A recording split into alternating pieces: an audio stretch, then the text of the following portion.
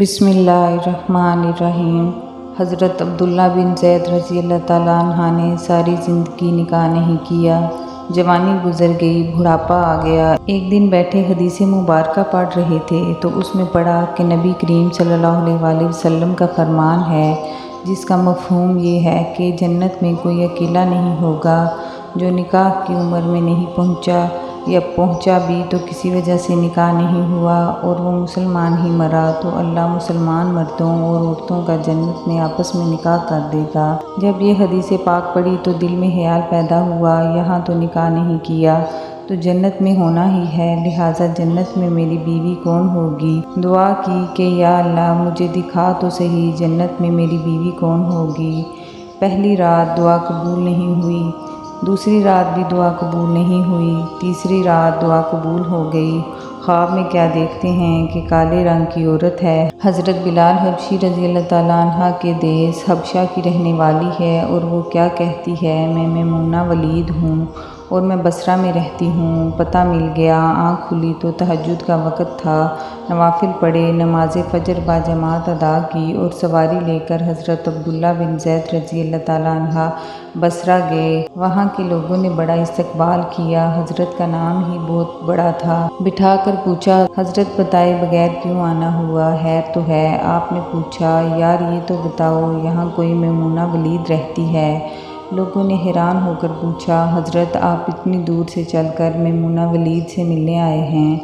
آپ نے فرمایا، کیوں اس سے کوئی نہیں مل سکتا؟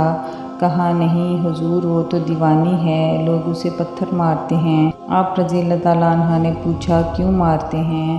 حضور کام ہی ایسے کرتی ہے، کوئی رو رہا ہو تو اسے دیکھ کر ہنسنے لگتی ہے، اور کوئی ہنس رہا ہو تو رونا شروع کر دیتی ہے، اور وہ اجرت پر پیسے لے کر لوگوں کی بکریاں چراتی ہے۔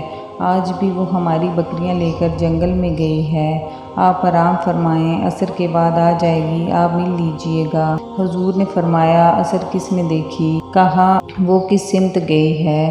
لوگوں نے کہا، حضور جنگل میں نہ جائیں، بہت خوفناک جنگل ہے۔ آپ نے فرمایا، بتاؤ کس طرف گئی ہے؟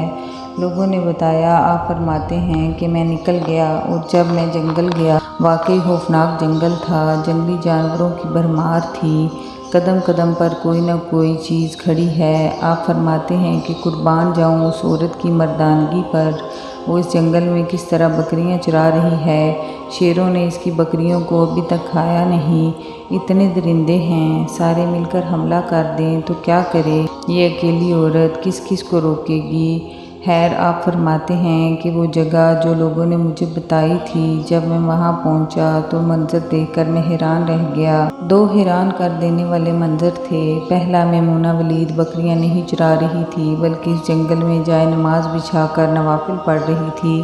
بھیڑ بکریاں چرانا تو بہانہ تھا کنارہ کشی کا، لوگ یہی سمجھتے تھے میمونہ سارا دن بکریاں چراتی ہے، لیکن میمونہ بکریاں نہیں چرا رہی تھی۔ آپ فرماتے ہیں کہ ایک تو یہ حیران کر دینے والا منظر تھا، تو دوسرا کیا دیکھا؟ کہا، میمونہ تو نماز پڑھ رہی تھی، پھر بکریاں کون چرا رہا تھا؟ بکریاں ایک جگہ نہیں رکتی، کہیں ادھر جاتی ہیں کہیں ادھر۔ آپ فرماتے ہیں کہ میمونہ نماز پڑھ رہی تھی اور شیر بکریاں چرا رہے تھے، بکریاں چر رہی ہیں، شیر ان کے ارد گرد گھوم رہے ہیں، اگر کوئی بکری بھاگتی ہے، اس کی فطرت ہے شرارت کرنا، تو شیر اسے پکڑ کر واپس لے آتا ہے، لیکن کہتا کچھ نہیں۔